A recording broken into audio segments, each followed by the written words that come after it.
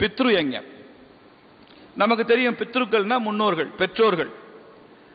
இந்த இடத்துல பித்ருக்கள் என்பதை நம்மை பெற்ற தாய் தந்தை, பயாலஜிக்கல் ஃபாதர் அண்ட் மதர் என்று மாத்திரம் எடுத்துக்கொள்ளாமல் நமது இந்த உலகத்து முழுக்க இருக்கிற முன்னோர், மகாத்மா காந்தி கூட நமக்கு பித்ரு தான்,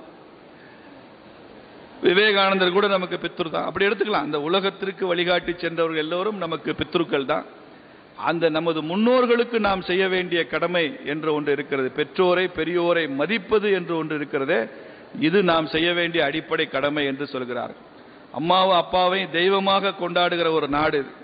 அன்னையும் பிதாவும் முன்னறி தெய்வம் என்று சொல்கிறோம். மாத்ரு தேவோ பவ, பித்ரு தேவோ பவ என்றெல்லாம் நாம் சொல்றோம். இந்தியாவின் எல்லா மொழிகளிலும் இருக்குது. மொழிதான் மாறுபடுமே தவிர இந்தியாவில் வழிமுறைகள் மாறுபடாது, நெறிமுறைகள் மாறுபடாது.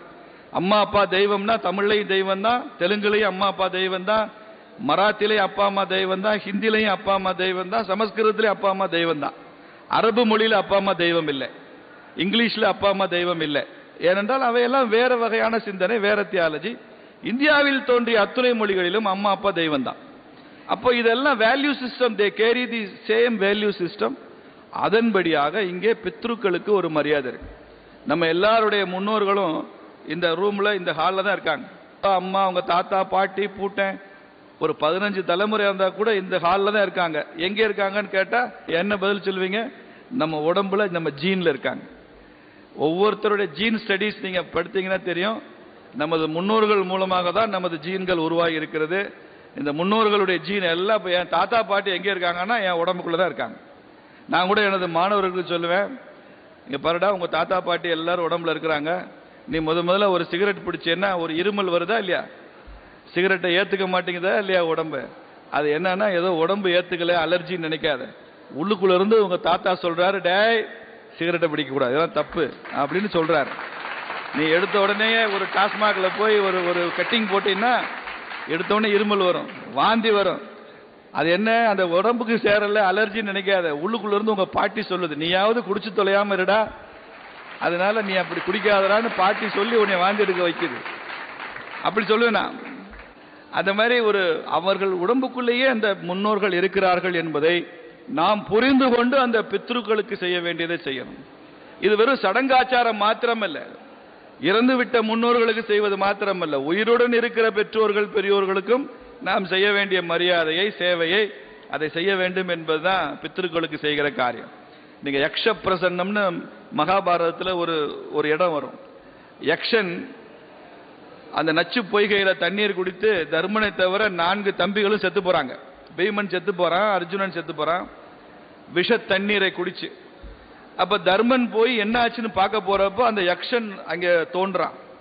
உன் தம்பிகளை எல்லாம் திரும்ப உயிரோட கொடுத்துறேன், ஆனால் நான் கேட்பதற்கு நீ பதில் சொல்லணும் அப்படின்னு நூற்றுக்கணக்கான கேள்விகளை கேட்டுக்கொண்டே இருக்கிறான். விரைவாக பதில் சொல்லணும், குயிஸ் மாதிரி.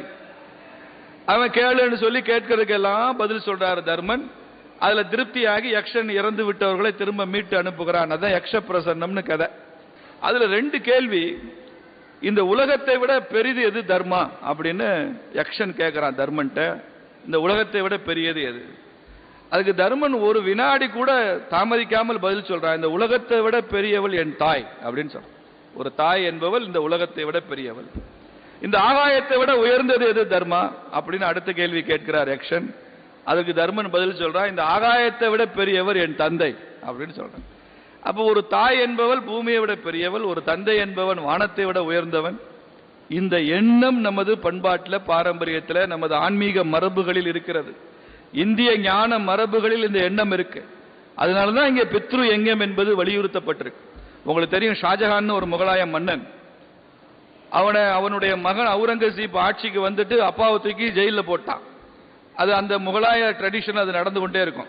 அப்பனை கொண்டுட்டு தான் இங்கே ஆட்சிக்கு வருவான், அண்ணன் தம்பியை கொண்டுட்டு தான் இங்கே ஆட்சிக்கு வருவான். அது அந்த கண்ட்ரியோட ட்ரெடிஷன். அந்த ஷாஜஹான் ஆக்ரா கோட்டையில் ஜெயிலில் இருக்கிறப்ப அங்கே ஒரு சின்ன துவாரம், அந்த துவாரத்தின் வழியாக பார்த்தால் தாஜ்மஹால் தெரியும், யமுனை கரை தெரியும், அவ்வளவுதான். அவுரங்கசீப்போட உத்தரவு என்னன்னா, குடிக்க தண்ணீர் கூட கொடுக்காமல் அப்படியே விட்டுறணும். ஷாஜகான் தாகம் எடுத்து பசியிலே செத்து போயிடுவாங்கிறது தான். கொலை பண்ண வேணாம், அவனா சாகட்டும். அப்படி பசியிலையும் தாகத்திலையும் ஷாஜகான் இருக்கும் போது அந்த துவாரம் வழியாக பார்க்கிறான். அங்கே யமுனை ஆற்றில் ஒரு அப்பாவும் பையனுமா அந்த தண்ணீரை இறைத்து கொண்டு ஏதோ பிரார்த்தனை செய்து கொண்டிருக்கிறார்கள். அப்போ ஷாஜகான் கேட்குறான் பக்கத்தில் உள்ள சேவகன்ட்ட, அவங்க 2 பேரும் என்ன பண்ணிட்டு இருக்காங்க? இல்லை, அவங்க 2 பேரும் திதி கொடுத்துட்டு இருக்காங்க. என்ன திதி கொடுக்குறாங்க? இறந்து போன அப்பாவுக்காக மகன் திதி கொடுக்குறாரு. பிறகு அந்த சின்ன பையன் கூட இருக்கானே, அவன் என்ன செய்யறான்? இல்லை, இவன் செத்து போன நாளைக்கு இவன் திதி கொடுக்கணும்ல, அதுக்கு நம்பி அது எப்படி செய்யறதுன்னு மகனையும் கூட வச்சுக்கிட்டு அதை செய்து கொண்டிருக்கிறார். இங்கே இப்படி தண்ணி எடுத்து வாரி இறைச்சா செத்து போனவனுக்கு தண்ணீர் போயிருமா, தாகம் தீர்ந்துருமா? அதுக்கு அந்த சேவகன் சொல்றான், அதுதான் அவங்களுடைய நம்பிக்கை. இந்து ஆன்மீகத்தின் நம்பிக்கை இது. ராமாயணத்தில் ஜாபாலி கேட்ட கதை தான். இங்கே செய்கிற விஷயங்கள் தர்ப்பணமாக செல்கிறது என்பதுதான் எங்களது நம்பிக்கை, அதனால செய்கிறார்கள். ஷாஜகான் கண்ணீர் விட்டு அழுதானா. இங்கே உயிரோடு இருக்கிற அப்பனுக்கு குடிக்க தண்ணி இல்லாம சாகிறதுக்காக பூட்டி வச்சிருக்கிறான். அங்கே ஒருத்தன் செத்து போன அப்பனுக்கு தாகம் எடுக்கிறதுக்காக தண்ணீர் அடிச்சு கொண்டிருக்கிறான். இது என்ன நாடு, இதை புரிந்து கொள்ள முடியவில்லையே என்று வருத்தப்பட்டே செத்து போனானா ஷாஜகான். அப்படி பித்ரு எங்கேயும் வலியுறுத்தப்பட்டிருக்கிறது. நீங்க அந்த போதி கயா, புத்த கயாக்கெல்லாம் போனீங்கன்னா நமக்கெல்லாம் கண்களில் தண்ணீர் வரும் அளவிற்கு அங்கே செய்வாங்க. அப்பாவுக்கு ஒரு பிண்டம் தான் வைப்பான், அம்மாவுக்கு 32 பிண்டம் வைப்பான், தாய்க்கு மாத்திரம் 32 பிண்டம் சொல்லுவான். நீங்க அவன் சொல்வதையெல்லாம் தமிழ்ல மொழிபெயர்த்து புரிந்து கொண்டால் கண்ணீர் வரும். என்னை வயிற்றில் சுமந்தாயே அதற்காக, எனக்கு பால் கொடுத்தாயே அதற்காக, எனக்கு நோயுற்ற போது நீ பத்தியம் இருந்தாயே அதற்காக, இப்படி சொல்லி சொல்லி ஒவ்வொரு பிண்டமா வைக்கணும் அப்படின்னு சொல்லி அதற்கென்றே சில மந்திரங்கள்லாம் சொல்லுவாங்க. அந்த அளவிற்கு பித்ரு காரியங்கள், முன்னோர்கள், பெற்றோர்கள், பெரியோர்களை மதிக்க வேண்டும் என்பது உங்க ஆப்ஷன் இல்லைங்க, நமக்கு அது மேண்டேட்டரி. அது கட்டாயமாக வலியுறுத்தப்பட்டிருக்கிறது இந்து ஆன்மீகத்தில். அதை செய்ய வேண்டும். பித்ரு எங்க